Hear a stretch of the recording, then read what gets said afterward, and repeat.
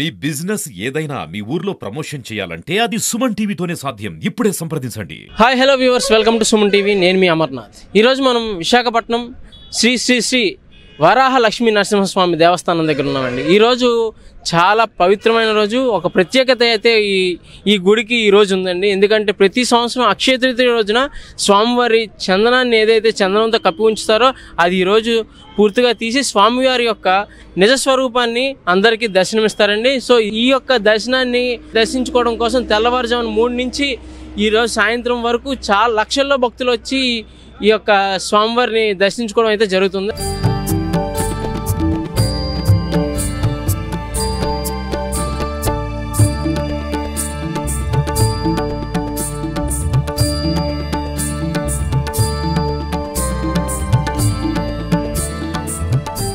ఓం నమో Narayana.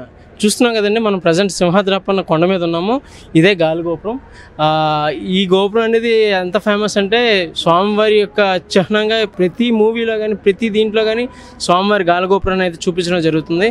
So స్వామివారి గాలిగోపురాన్ని దర్శించుకున్నా సరే భక్తులకు ఒక నమ్మకం, స్వామివారిని దర్శించుకున్నంత నమ్మకంగా భక్తులు ఫీల్ అవుతారు. సో ఈరోజు చూసాము వేలాది మంది, లక్షలాది మంది భక్తులు అయితే ఈరోజు దర్శించుకోవడానికి అయితే వచ్చారు.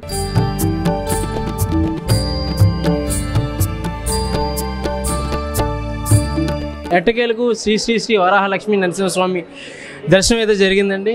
ఇప్పుడు ప్రజెంట్ అయితే అన్నదాన భవనంలోకి వచ్చాము. ఇక్కడ ఇప్పటికీ అన్నదానం జరుగుతుంది. రాత్రి 11 వరకు ఈ యొక్క అన్నదానం అయితే జరుగుతుందని ఇక్కడ చెప్తున్నారు. సార్ నమస్కారం. నమస్తే సార్. సార్ ఈ అన్నదాన కార్యక్రమం ఎప్పటి నుంచి మొదలైంది, ఎప్పటి వరకు ఉంటుంది? అంటే ఇది పిఠాపురము బాపనారుల అన్నదాన ప్రసాదం అనేసి పిఠాపురంలో స్థాపించారండి. చందనోత్సవం నాడు, తరువాత ఏమో గిరి ప్రదర్శన నాడు ఎప్పుడు మేమే చేస్తున్నాము.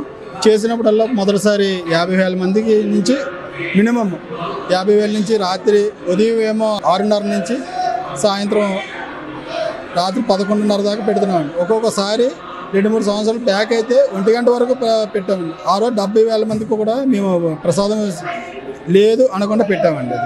ఇది పిఠాపురం వాళ్ళది బాపనారులది అనమాట, అన్నదాన సత్రం అది సార్. చంద్రోత్సవానికి ఎంతమంది వస్తుంటారు అంటే మ్యాక్సిమం మాకు ఇది లెక్క చూసుకుంటే మాత్రం 50,000 నుంచి 60,000 వరకు ఉంటారండి భోజనానికి. దర్శనానికి వచ్చే వాళ్ళు ఎక్కువ మంది, దర్శనానికి వచ్చే వాళ్ళు ఎక్కువ అండి. తినడానికి ప్రసాదం కోసం ఏంటంటే లైన్లో ఉండి కొద్దిగా కవర్ చేసుకునేలా ఉంటే ఉన్న వాళ్ళే వస్తూ ఉంటారు. 50,000 నుంచి 40,000 వరకు అది సార్. కానీ అంటే చూస్తున్నాము భోజనం కూడా ఒక మంచి క్వాలిటీగా. అవునండి, చాలా బాగుంది. అంటే ఎక్కువ వేస్ట్ అవ్వకుండా ఉంటుంది అనేసి సాంబారు, కదంబం, నెక్స్ట్ దద్దోజనం, చక్కెర పొంగల్, స్వీట్ ప్రసాదం కిందండి. నమస్తే అండి, థ్యాంక్ యూ సార్. నమస్తే అండి. సార్ ఈ అన్నదాన కార్యక్రమం ఎన్నాళ్ళ నుంచి చేస్తున్నారు? అంటే సింహాచలం అయితే అప్పుడప్పుడు వచ్చి లాస్ట్ ఇయర్ చేసాము, లాస్ట్ ఇయర్ గురు పౌర్ణమికి చేసాము, మళ్ళీ ఈ సంవత్సరం కూడా చేసాము, మధ్యలో 4-5 టైమ్స్ చేసాము. పిఠాపురం శ్రీపాద శివస్వామి తాతగారైన బాపనాచార్యుల గృహం నుంచి ఆ స్వామికి ఈ సింహాచలానికి ఉన్న అనుసంధానం ఏదో దైవికమైన రిలేషన్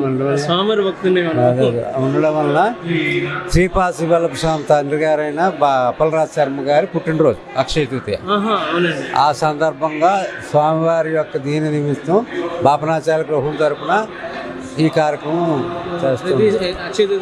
ఇంచుమించుగా అప్పుడప్పుడు చేసినా మధ్యలో గ్యాప్ వచ్చినా లాస్ట్ ఇయర్ చేసాం, మన గురు పౌర్ణమి కూడా చేసాం, మళ్ళీ ఇప్పుడు కూడా చేస్తున్నాం. ఆ శ్రీపాద వల్లభులు అంటేనే చాలా మహిమాన్వితమైన గుడి మన పిఠాపురంలో ఉంది. అంటే శ్రీపాద శివల్లభ స్వామి అంటే ఆయన సాక్షాత్తు పరమాత్మ స్వరూపం. ఈ కలియుగంలో రాముడు అయోధ్యలో రాముడు ఎలా పుట్టాడో, కృష్ణుడు ద్వారకలో ఎలాగో ఈ కలియుగంలో శ్రీపాద స్వామి దత్తస్వరూపం మూలం అక్కడ పుట్టింది కాబట్టి అక్కడి నుంచే దత్త పరంపర మూలం అక్కడ ఉంది. కాబట్టి ఈ దత్తక్షేత్రాలన్నింటిలో దిగంబర శ్రీపాద వల్లభ దిగంబర దిక్కులను అంబరంగా చేసుకున్నవాడా అంటే సర్వము వ్యాపించినవాడా అని అర్థం. అందువలన ఆయన ఆ నామం ఎక్కడ స్మరించినా నేను సూక్ష్మ రూపంలో ఉంటూ అనుగ్రహిస్తానని చెప్పాడు. అందుకనే మొన్న 24వ తారీఖు నుండి దిగంబర శ్రీపాద వల్లభ దిగంబర కోటి నామకోటి పుస్తకాలు రిలీజ్ చేసి పిఠాపురంలో ఇంటింటికి ఇవ్వడం జరుగుతుంది. ఆ కోటినామం అయిన తర్వాత ఆ పుస్తకాలన్నీ వచ్చిన తర్వాత దానికి ఒక శ్రీపాద స్తూపం ఒకటి మొదలవుతుంది. తద్వారా స్వామి కార్యక్రమం పిఠాపురం నుంచి రాష్ట్రం, రాష్ట్రం దేశం, తద్వారా విశ్వం వ్యాపించాలని, లోక కళ్యాణార్థం సమాజంలో ఉన్న అరాచక శక్తులన్నీ నిర్మూలించి అందరికీ మంచి జరగాలని ఒక ఉద్దేశంతో ఈ కార్యక్రమం చేయడం ఇవాళ ఎస్పెషల్లీ అన్నదాన కార్యక్రమం చేయడానికి మెయిన్ మోటో అదే. థ్యాంక్ యూ అండి.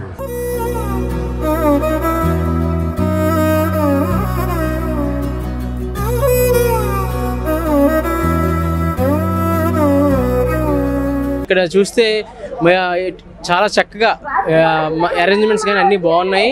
సో ఒకసారి మనం కొన్ని ఏంటంటే అసలు ట్రాఫిక్ నియమాలు అవి వెహికల్స్ లిమిటెడ్ వెహికల్స్ అలౌ చేయడం దీనికి ఒక డిసిప్లైన్ మేనర్లో అయితే కనుక జరిగిందని అనుకోవచ్చు. ఒకసారి దీని గురించి మనం మాట్లాడడానికి ఒక మనకు ట్రాఫిక్ సంబంధించి ఒకరు ఉన్నారు, ఆయనతో మాట్లాడదు. సార్ నమస్తే. నమస్తే అండి. జై శ్రీమన్నారాయణ. యాక్చువల్గా ఈ బందోబస్తుకి నెల రోజులు సుమారుగా ముందు నుంచి ప్రతిరోజు కూడా గౌరవనీయుల మా పోలీస్ కమిషనర్ గారు, అడిషనల్ డీజీ మేజిస్ట్రేట్ గారు, అలాగే కలెక్టర్ గారు, జీవీఎంసీ కమిషనర్ గారు, ఎండోమెంట్ చీఫ్ సెక్రటరీ గారు, అలాగే మిగిలిన అన్ని శాఖలతో కూడా సమన్వయపరుస్తూ ముందస్తుగానే ప్రతి భక్తుడు కూడా దర్శనానికి వచ్చి ఆనందదాయకమైన మోహంలో చూసి బయటకు వెళ్ళిపోయేలాగా తీర్చిదిద్దాలి ఈ ఏర్పాట్లు అని చెప్పి ముందుగా ప్రణాళిక వేశారు. అందులో భాగంగా ఈరోజు ఖచ్చితంగా మేము మా పోలీస్ శాఖ కానీ మిగిలిన అన్ని శాఖలు కానీ తీసుకున్న చర్యలలో భాగంగా ప్రతి భక్తుడు ఈరోజు వెళ్ళే వాళ్ళ మొహంలో చూస్తే తెలుస్తుంది మా శాఖ అలాగే ఇతర శాఖలన్నీ కూడా ఎంత బాగా ఏర్పాటు చేశాయి అనేది. అది మీరు ఒకసారి గమనిస్తే తెలుస్తుంది సార్. వెహికల్ పైకి వస్తుంది, లేదంటే ఎటువంటి వెహికల్ ఎటువంటి రికమెండేషన్ లేకుండా చాలా భద్రత అయితే తీసుకున్నారు. యాక్చువల్గా రికమెండేషన్ అనేది ఏం కాదండి, సుపీరియర్స్ ఇన్స్ట్రక్షన్స్ ప్రకారం ట్రాఫిక్ రీత్యా భక్తులు ఎటువంటి ఇబ్బంది పడకూడదని ఖచ్చితంగా దాని మీద దృష్టి పెట్టారు. ఆ దృష్టి పెట్టడం వల్ల ఏం జరిగిందంటే వాహనాలని అతి తక్కువ వాహనాలని చాలా తక్కువ లో మెజర్ వాహనాలని మాత్రం పంపడం జరిగింది. పాస్ అనేది కూడా వన్స్ పైకి వస్తే అది ఒకసారి క్రాస్ అయిపోతుంది సార్. క్రాస్ అయిపోయిన తర్వాత రెండోసారి వాహనం మళ్ళీ తిరిగి వచ్చే అవకాశం ఉండదు. సో మిస్యూజ్ అయ్యే అవకాశం కూడా ఉండదు. టాప్ ప్రియారిటీ భక్తులకు బస్సులో వచ్చి సకాలంలో మళ్ళీ వాళ్ళ ఇంటికి చేరేలాగా ఎర్లీగా దర్శనం అయ్యేలాగా చర్యలు తీసుకున్న భాగంగా పాసులు తగ్గించి అలాగే లిమిటెడ్గానే దాని మీద ఏర్పాట్లు చేయడం జరిగింది. అది ఇప్పుడు అందరిలో కనిపిస్తుంది, అది సక్సెస్. అది మీ మొహంలో కూడా కనిపిస్తుంది. Thank you. Okay, thank you. అన్ని డిపార్ట్మెంట్స్, అటు పోలీస్ డిపార్ట్మెంట్, అటు ఎండోమెంట్స్ డిపార్ట్మెంట్, ఎవరైతే ఎంప్లాయీస్ ఉన్నారో వాళ్ళు కూడా చాలా జాగ్రత్తలు తీసుకొని కట్టుదిట్టంగా మామూలుడికి ఎటువంటి ప్రాబ్లం క్రియేట్ అవ్వకుండా చాలా జాగ్రత్తలు తీసుకొని దర్శనాలు అయితే చాలా బాగా జరుగుతున్నాయండి. సో మనం కూడా దర్శనం చేసుకుని వచ్చాము. మన సింహాచలం శ్రీ శ్రీ శ్రీ వరాహ లక్ష్మీ నరసింహస్వామి దేవస్థానానికి సంబంధించిన వేద పండిత్ గారు మన దగ్గర ఉన్నారు. ఒకసారి వేద పండిత్ గారితో మాట్లాడి తెలుసుకుందాం. సార్ నమస్కారం. నమస్తే అండి. సార్, ఈ చందనోత్సవం అంటే ఏమిటి? పురూరవ చక్రవర్తి ఆ సమయంలో ఆ కాలంలో ఆయన విమానంలో విహారం చేస్తూ ఉండగా ఈ పైనుంచి ఏదైతే కింద స్వామివారి ఇసుకలో ఉండగా ఆ పైనుంచి విమానంలో విహారం చేస్తూ ఉన్న సమయంలో ఆ విమానం ఇక్కడికి వచ్చేటప్పటికి ఒకసారిగా ఆగిపోయింది. స్వామికి ఆకాశవాణిగా ఆయనకు వినిపించి ఇక్కడ నేనున్నాను, నన్ను తీసి బయటకి ఉంచు అని చెప్పేసని అమావాస్య నాడు ఈ విషయం చెప్పడం జరిగింది. అలా జరిగిన తర్వాత 3 రోజులు ఇక్కడే ఉండి పురూరవ చక్రవర్తి గారు ఆయనకి నిత్య ఆరాధన చేసిన తర్వాత అలాగే ఏదైతే మట్టి ఇసుక ఇది తీసేశారో స్వామివారి మీద నుంచి అది ఈ అక్షయ తృతీయ నాడు జరగడం అప్పుడు విశేషం. కాబట్టి స్వామివారు నేను మట్టి తీసావు కదా, నన్ను తర్వాత చందనంతో కప్పేసేయి, నిజరూప దర్శనం మళ్ళీ నువ్వు ఎప్పుడైతే చేసుకున్నావో అక్షయ తృతీయ నాడే అందరికీ కూడా నిత్యం జరగాలి అని స్వామివారు చెప్పడంతో అక్షయ తృతీయ నాడు మనకి నిజరూప దర్శనం అన్నది అందరికీ కూడా అనుగ్రహం ఇవ్వడం జరుగుతుంది. ఇది అక్షయ తృతీయ ఇక్కడ బాగా విశిష్టంగా చేస్తూ ఉండడానికి, సంవత్సరానికి ఒక్కసారి మనకు నిజరూపం ఇవ్వడానికి కారణం అది. అందువల్ల ఏటా కూడా చాలా ప్రదేశాల నుంచి ఇక్కడికి వచ్చి వైభవంగా ఈ చందనయాత్ర జరగడం, ప్రతి సంవత్సరం వేలాది మంది స్వామివారి అనుగ్రహంతో దివ్య దర్శనం చేసుకోవడం జరుగుతూ ఉంటుంది. ఇది ఇంచుమించుగా ఎప్పటి నుంచో ప్రతి యుగం నుంచి కూడా మనకి తెలిసి కలియుగం అంటే ఇది జరిగి త్రేతాయుగంలో జరిగింది కాబట్టి ద్వాపరి తర్వాత కలియుగం రావడం, ఇంచుమించుగా యుగాంతరాలు దాటినా సరే మనకి సంప్రదాయం జరుగుతూ ఉండడం మన స్వామివారి విశేషం, వైభవం, మహిమ. ఆ కృపకి అందరూ పాత్రులు కండి. Thank you. నమస్కారం. అమ్మ ప్రతి సంవత్సరం వస్తుంటారా మీరు? ప్రతి సంవత్సరం వస్తుంది సార్ మేము. ఎలా ఉంది అంటే అప్పటికి ఇప్పటికి? సార్ లాస్ట్ ఇయర్ మీద అయితే ఈ ఇయర్ చాలా ఫ్రీగా దర్శనం అయింది సార్. లాస్ట్ ఇయర్ చాలా ఎక్కువగా మెంబర్స్ ఉన్నారు, హాఫ్ అన్ అవర్లో అవ్వలేదు మాకు అలాంటిది. ఇప్పుడు హాఫ్ అన్ అవర్లో దర్శనం అయిపోయింది సార్. మేము రావడమే 5కి వచ్చాం సార్, లైన్లోకి 5:30 కల్లా బయటకు వస్తాం.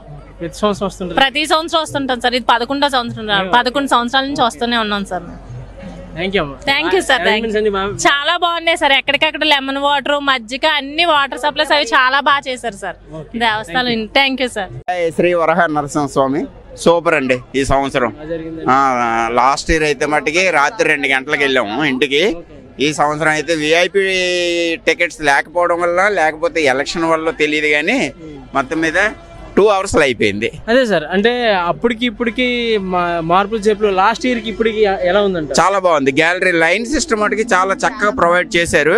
క్లబ్ అవ్వకుండా ఒక లైన్కి ఎక్కడ క్లబ్ అవ్వకుండా మటుకి ఎక్సలెంట్గా చేశారు. ఆ విషయంలో మటుకి చాలా సూపర్ అండి, మెచ్చుకోదగ్గ విషయం. Thank you. జరిగింది అన్ని సంవత్సరాల కంటే ఈ సంవత్సరం చాలా, ప్రతి సంవత్సరం వస్తున్నాం మేము. ప్రహ్లాద్పురాన్ని ఉంటున్నాం. చాలా బాగా జరిగింది. ఎలా ఉందండి పోయిన సంవత్సరానికి ఈ సంవత్సరం? చాలా ఇన్ని సంవత్సరాలకి ఎప్పుడు ఇలా జరగలేదు. చాలా బాగా జరిగింది. చాలా బాగా జరిగింది. దర్శనానికి కూడా టైం బాగా ఇస్తారని చెప్పేసి అన్నారు. బాగా జరిగింది. చాలా, నేను ఎప్పుడు రాలేదు. అదండి, అంటే శ్రీ వరాహ నరసింహస్వామిని దర్శించుకున్న, నిజరూపం దర్శించుకున్న భక్తులందరికీ ఎటువంటి కష్టాలు లేకుండా చాలా ఈ సునాయాసంగా, అంటే క్రమ పద్ధతిలో అయితే వాళ్ళ దర్శనాలు అయితే జరిగినాయి. చాలా హ్యాపీగా అందరిలో ఆనందమే కనబడుతుంది తప్ప ఎవరు బాధగా అయితే లేరు ఇక్కడ. చాలా బాగుంది. చాలా చాలా చాలా ఆనందంగా ఉంది. ప్రసాదం కూడా చాలా బాగుంది. అన్నదానం చేస్తారు. బాగా చేశారు. చాలా బాగుంది. థ్యాంక్ యూ అమ్మ. Thank you.